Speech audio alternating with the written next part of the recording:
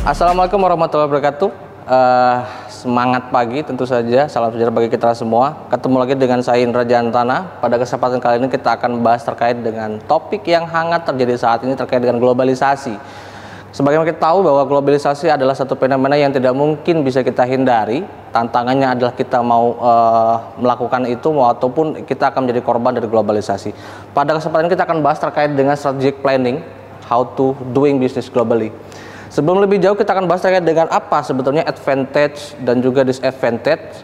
Kita sudah coba mengidentifikasi tadi ada 8 kelebihan kita melakukan bisnis secara global dan juga ada 6 hal yang perlu kita pertimbangkan dalam melakukan bisnis secara global.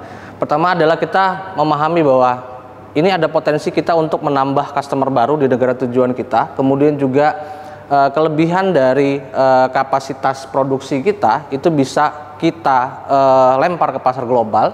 Termasuk juga reduce unit cost terkait dengan fixed cost dan juga variable cost dan juga split dari economic risk. Kemudian yang ketiga adalah kita bisa lebih dekat dengan raw material yang kebutuhan kita terkait dengan produksi. Kemudian ada kemungkinan juga kompetisi di negara tersebut lebih rendah daripada negara kita. Kemudian juga ada potensi kita untuk reduce tarif terkait dengan tax yang lebih rendah. Kemudian favorable political treatment negara tujuan ekspor kita. Kemudian yang keenam adalah kita bisa closely contact dengan potensial customer, supplier, kreditor maupun juga distributor di negara luar gitu ya. Kemudian juga kita bisa memperbesar economy of scale dari bisnis kita, dan terakhir adalah kita bisa meningkatkan nilai tambah dari negosiasi kita terkait dengan doing business globally kepada kreditor, supplier, distributor maupun juga hal-hal yang terafiliasi dengan bisnis. Kemudian juga ada 6 yang perlu kita waspadai terkait dengan doing business globally. Pertama adalah foreign operation, beroperasi di negara luar juga ada potensi bahwa bisnis kita bisa diprivatisasi di negara tersebut. Kemudian juga ada kita confront dengan different culture, kompetitif di negara tersebut. Ini juga jadi satu barrier, jadi tantangan bagi kita.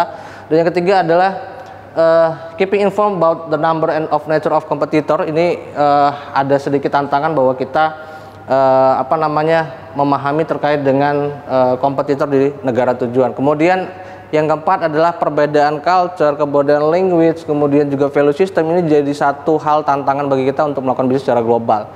Dan yang kelima adalah gaining the understanding of region organization di negara tujuan. Ini pun jadi satu tantangan. Dan terakhir adalah kita bekerja dalam 2 monetary system negara kita dan negara tujuan, maka ini harus jadi perhatian.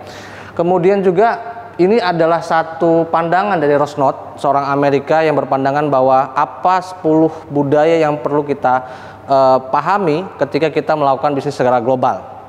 Baik, ini akan kita skip. Lebih dari itu, saya coba mengidentifikasi ke 4 negara bahwa ada satu mengatakan bahwa semua pelaku bisnis bisa lebih efektif dalam melakukan bisnis dengan orang di perusahaan ketika kita memahami budaya di negara tujuan kita melakukan bisnis. Nah, ini ada 4 yang kami coba untuk ramu bagaimana perbedaan dia di sisi masyarakatnya, individunya dalam bekerja maupun dalam relasi bisnis. Ada Meksiko, Jepang, China, dan India. Baik. Untuk membahas lebih detail terkait dengan bagaimana perbedaan culture, itu akan kita bahas dalam sesi selanjutnya, sehingga stay tune dalam channel ini.